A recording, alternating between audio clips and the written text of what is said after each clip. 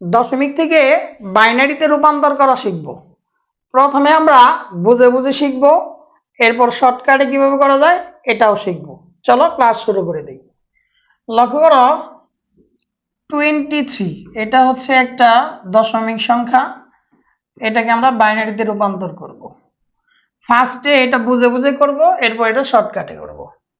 লক্ষ্য করো 23 দশমিক থেকে যখন বাইনারিতে রূপান্তর করবা তখন জাস্ট এই ভিত্তি দিয়ে এটাকে ভাগ করতে হবে। তাহলে লক্ষ্য করো 11 দুগুণে 22, আর এখানে 23 থাকার কারণে অবশিষ্ট থাকবে 1। 2 দিয়ে যখন 11কে ভাগ করবা তখন 5 দুগুণে 10, অবশিষ্ট থাকবে কত বলো 1। 2 5-এর মধ্যে যায় 2 বার, 2 দুগুণে 4, আর অবশিষ্ট থাকবে 1। দেখো 2 2-এর মধ্যে যায় একবার, আর অবশিষ্ট থাকবে 0। দেখো এই দুইটা বড়, মানে বেসটা বড় হয়ে গেছে, এখানে কিন্তু ছোট সংখ্যা হয়ে গেছে। তাহলে এখন কি করতে হবে, জাস্ট এটার পয়েন্টে তুমি 0 দিয়ে দিবা, আর এই 1টাকে কানে ধরে এখানে নিয়ে আসবা। যখন এই পজিশনটাতে 0 আসবে তখন তোমার ম্যাথটা শেষ হয়ে যাবে। এরপর জাস্ট নিচ থেকে উপরের দিকে একটা তীর চিহ্ন দিয়ে দিবা। এটার উপরে লিখবা LSB, আর নিচে লিখবা হলো MSB, মোস্ট সিগনিফিক্যান্ট বিট আর হলো লেস্ট সিগনিফিক্যান্ট বিট।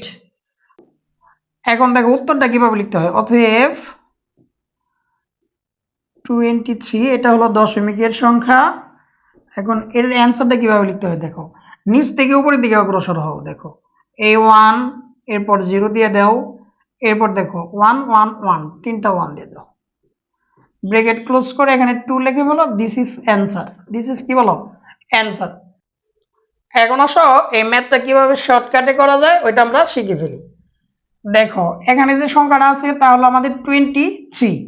তো এইখানে তুমি যে কাজটা করবা, ফার্স্টে লিখবা 1, এরপর 1 এর দ্বিগুণ কত বলো সে 2, তার দ্বিগুণ কত বলো তো 4, তার দ্বিগুণ কত 8, তার দ্বিগুণ কত বলো 16, এখন 16 এর দ্বিগুণ কত বলো 32।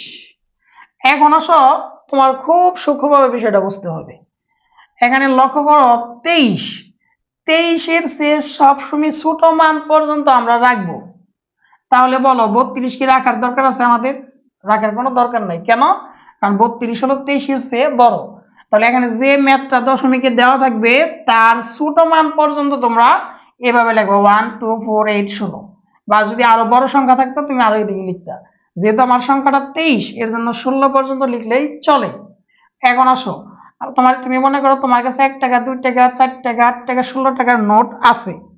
এখন তুমি জাস্ট এই নোটগুলা দিয়া তুমি 23 টাকা বানাবা। তাহলে বলো 16 টাকার নোট লাগবে, 16 আর 4 টাকায় কত বলো 20 টাকা, 20 আর 2 কত 22, 22 টাকায় কত বলো 23। তাহলে দেখো তুমি 8 টাকা কি ব্যবহার করছো? না, 8 টাকা ব্যবহার করো না, এর জন্য এর নিচে শূন্য দিবা। আর যে সংখ্যাগুলা ব্যবহার, যে অঙ্কগুলা বা সংখ্যাগুলা ব্যবহার করে তুমি 23 টাকা বানাইছো ওইগুলা নিচে 1 দিয়ে দাও।